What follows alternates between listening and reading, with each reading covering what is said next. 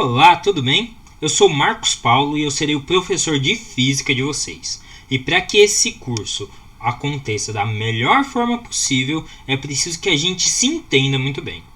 Muito bem. O que eu quero dizer com isso? Eu quero dizer que quando eu disser uma palavra, venha na cabeça de vocês exatamente o que aquele conceito significa.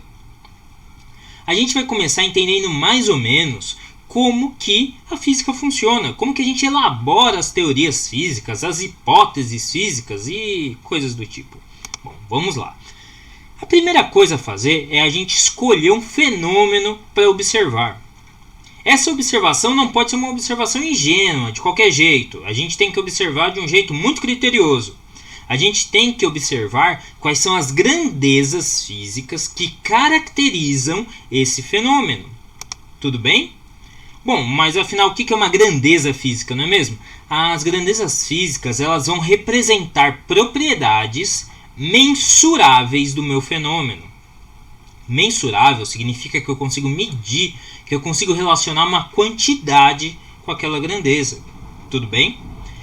Essas grandezas, elas vão definir para mim, ou pelo menos me ajudar a definir, qual é o estado do meu sistema, sendo o estado as condições que o meu sistema tem. E o meu sistema é o meu escopo de estudo. Então, se eu, por exemplo, estiver falando de um objeto, de um corpo caindo nas proximidades do planeta Terra, qual é o meu sistema? Esse corpo e o planeta Terra. Perfeito? E o meu estado? Bom, meu estado será, por exemplo, qual altura, qual distância esses objetos estão um do outro. Tá? Com qual velocidade ele cai, qual é a aceleração gravitacional envolvida com isso e coisas do tipo. Palavras essas que a gente ainda não estudou, mas que talvez vocês tenham aí na mente de vocês mais ou menos o que elas significam, não é mesmo? Bom, logo mais a gente vai chegar aí, tá? Olha só, eu vou ter pelo menos dois tipos de grandezas importantes que vão me ajudar a caracterizar o meu sistema. Uma delas, um tipo delas, são as grandezas escalares. Tá? As grandezas escalares serão as grandezas em que tem como característica importante a sua quantidade, o seu módulo. Tudo bem? O quão grande aquela grandeza é. Por exemplo, se eu perguntar para você qual a sua altura, provavelmente você vai me dizer uma grandeza escalar. Porque somente o valor, somente o número associado com ela já é o suficiente para explicar muito bem o que está acontecendo. Mas existe um outro tipo de grandeza, que são as grandezas vetoriais. E para elas não basta saber qual é o valor, qual é a quantidade associada. Eu preciso também saber qual é, além da intensidade, desse módulo, dessa quantidade, a direção e o sentido que essa grandeza está sendo medida, que essa grandeza está acontecendo. Tudo bem? Muito bem. É importante fazer aqui uma distinção. O que é direção e o que é sentido? Bom, direção, pensem o seguinte. Tentem imaginar na cabeça de vocês uma reta. Não precisa imaginar, eu já desenhei aqui, olha só. Faz sentido achar que isso daqui é uma reta? É uma reta. Bom, não tem muita novidade aqui.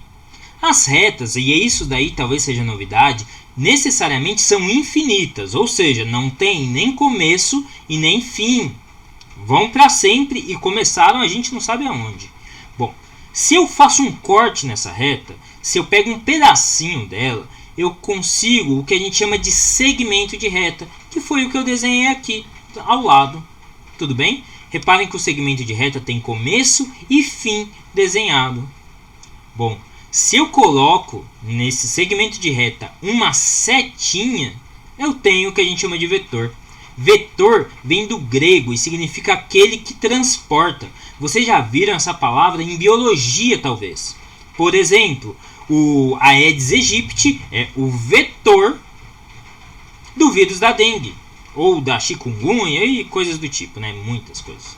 Bom, veja só, então. A direção é a linha pela qual eu posso caminhar. Tudo bem? O pedaço da linha que eu estou caminhando é o que a gente chama de módulo ou intensidade. E dentro dessa linha chamada direção, posso caminhar em dois sentidos, para frente ou para trás. E esse sentido será definido pela nossa setinha, para onde ela estiver apontando, será o sentido da minha grandeza. Então, o que um vetor faz? Um vetor ele tira você desse ponto e leva até este ponto. Veja que isso daqui não necessariamente significa que você está caminhando ou coisa do tipo. Esse vetor pode representar uma grande quantidade de grandezas físicas, tá? Que não necessariamente tem a ver com trajetória. Mas é importante a gente pensar no vetor como uma espécie de transporte de um valor, de um ponto até um outro, de um estado até o outro. Tudo bem? Em geografia, por exemplo, vocês conhecem alguns exemplos de sentido, como por exemplo norte, sul, leste, oeste, centro-oeste, nordeste, coisas do tipo.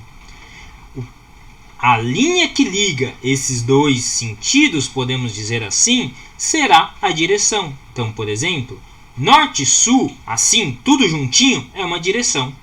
Apenas norte é um sentido, apenas sul é um outro sentido. Outros exemplos de direção: horizontal, em que para a esquerda e para a direita são os seus dois sentidos. Tudo bem?